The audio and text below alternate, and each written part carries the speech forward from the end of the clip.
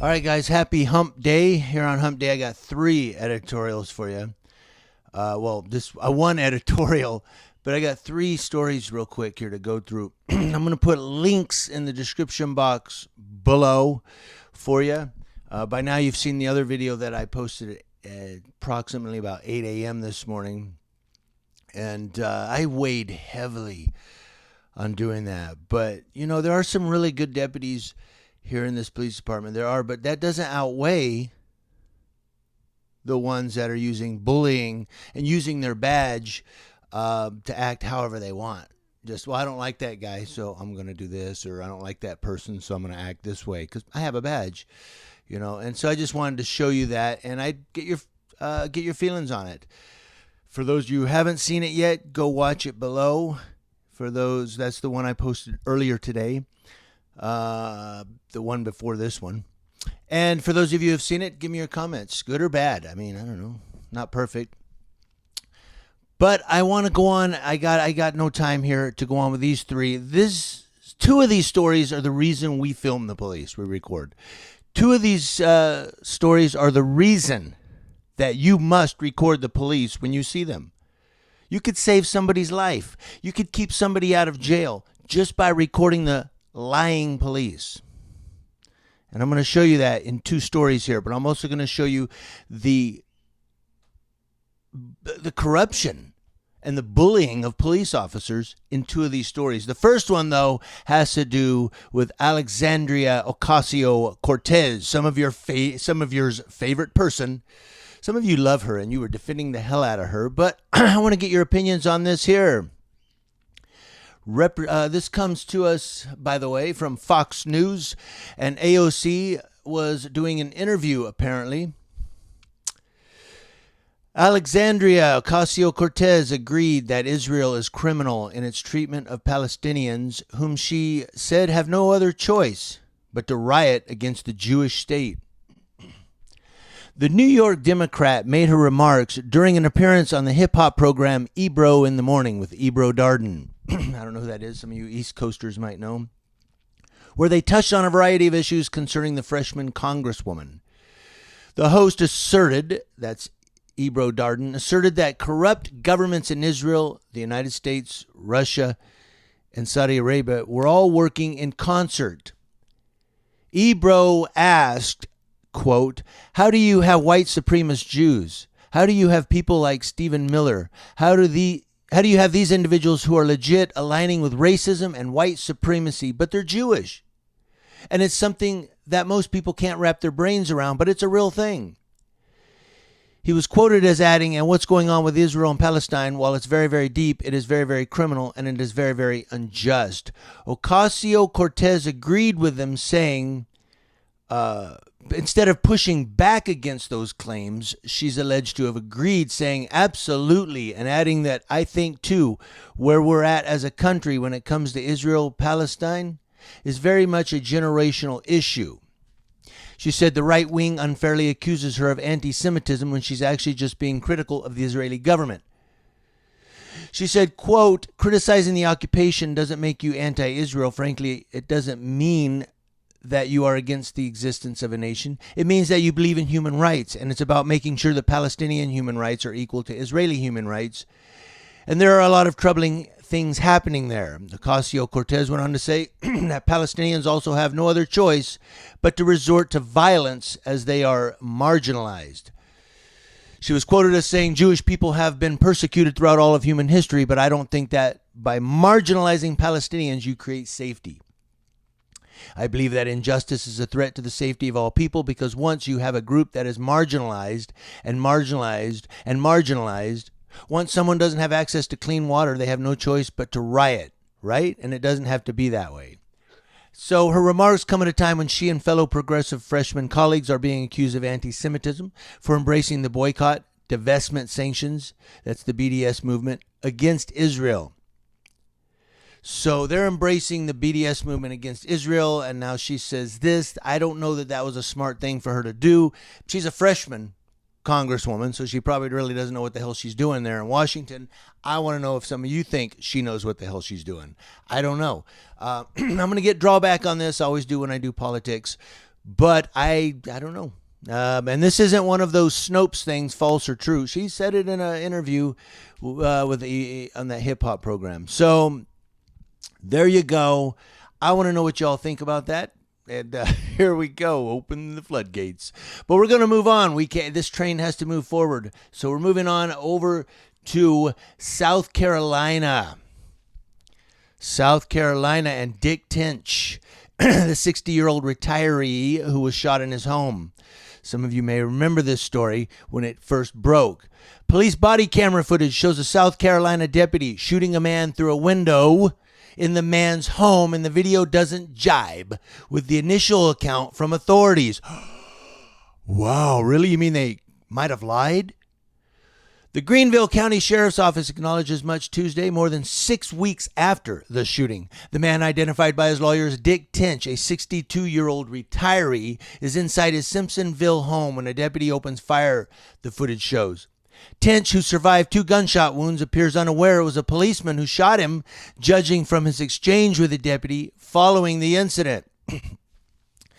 In a deleted June 14 statement posted to Facebook, the Greenville County Sheriff's Office, in a deleted June 14th statement posted to Facebook, the Greenville County Sheriff's Office said the homeowner pulled the door open and pointed a handgun directly at the deputy. Really? The body cam shows he got shot through the window, prompting the deputy to open fire.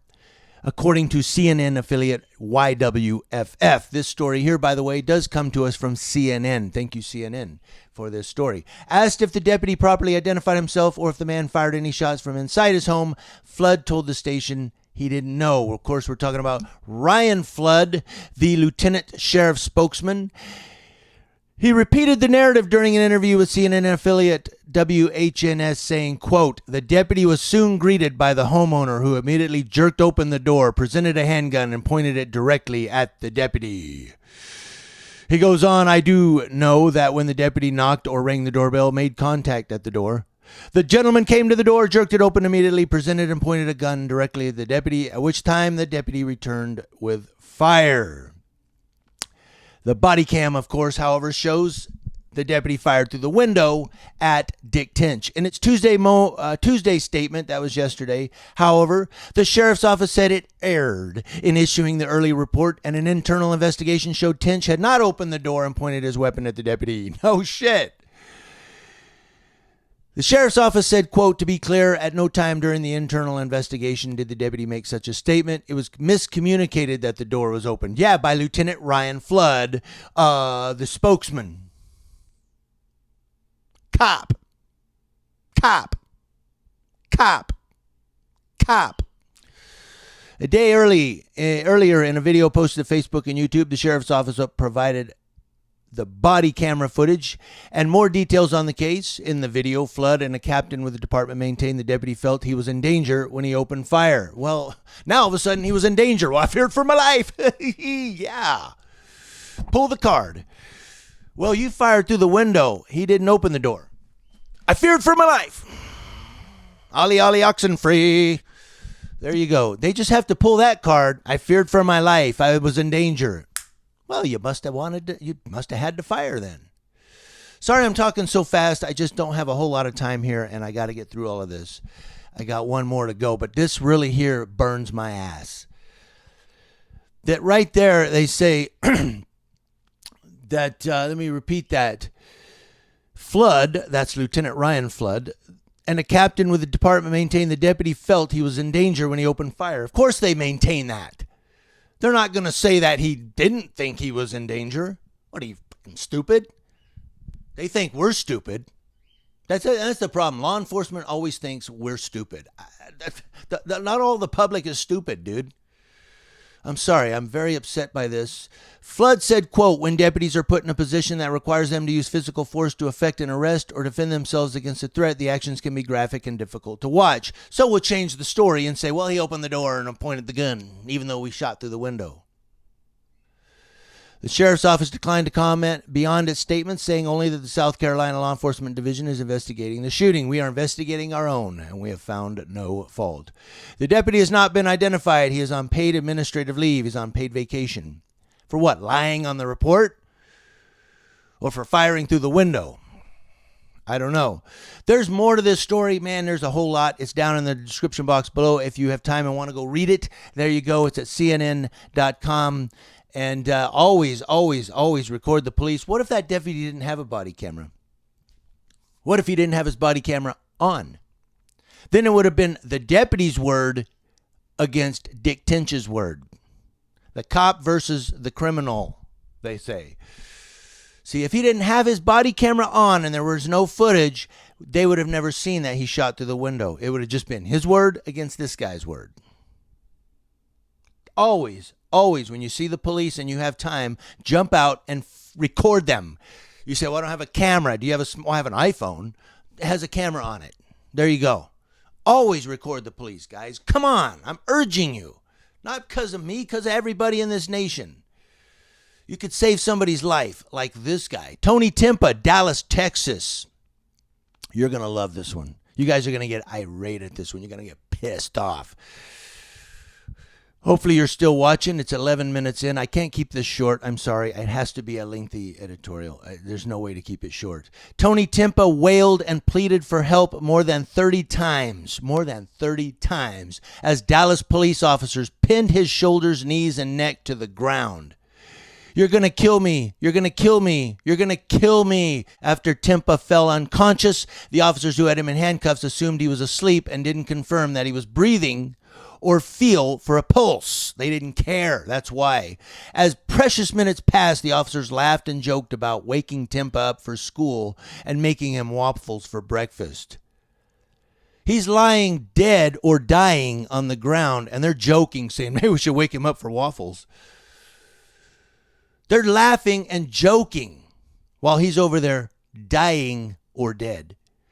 Body camera footage obtained Tuesday, that was yesterday, by Dallas Morning News shows first responders waited at least 4 minutes after Timpa became unresponsive to begin CPR. 4 minutes. His nose was buried in the grass while officers claimed to hear him snoring, apparently unaware that the unarmed man was drawing his last breaths.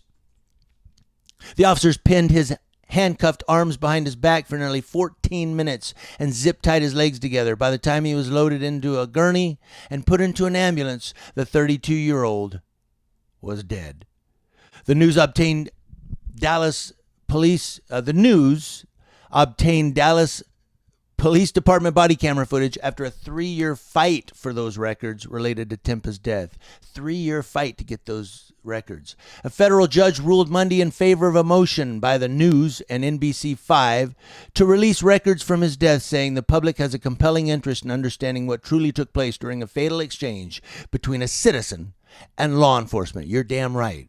Timpa called 911 on August 10, 2016 from a parking lot Dallas porn store, saying he was afraid and needed help. He told the dispatcher he suffered from schizophrenia and depression and was off his medication. The News reported Timpa's death in a 2017 investigation that showed Dallas police refused to say how a man who had called 911 had ended up dead. Well, that's happened before. That happened right here in Yucaipa. The parents called 911 on their son who was off his medications and having issues. The police went out there, and because he raised, I believe it was a garden tool, a shovel or something, or it may have been a weapon, I don't remember. The police shot him. The parents called for help because he had mental issues and they needed help, and the police came out and shot him. I mean, they just come out right away and shoot him. But here parents are calling 911 for help for their grown son, and he ends up dead. You know, there's another one where this guy was calling for help and he ends up dead. There's more to this story. You can go ahead and read it below in the description box. I don't want to make this any longer, but go ahead and read those articles if you have time. This one here comes to us from the Dallas News. Laughing and joking while the guy's over there dying.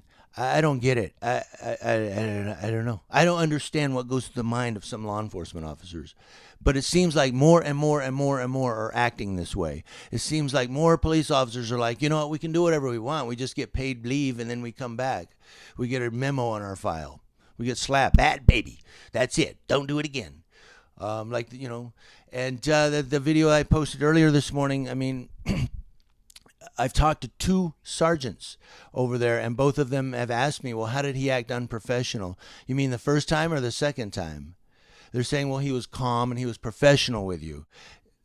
Yeah, by saying I wasn't giving him my information when I gave him my name and date of birth. So there are 2 stories right there that tell you always record the police. Get out your cameras. Start recording, guys. Let's do this. I'm very upset by these stories.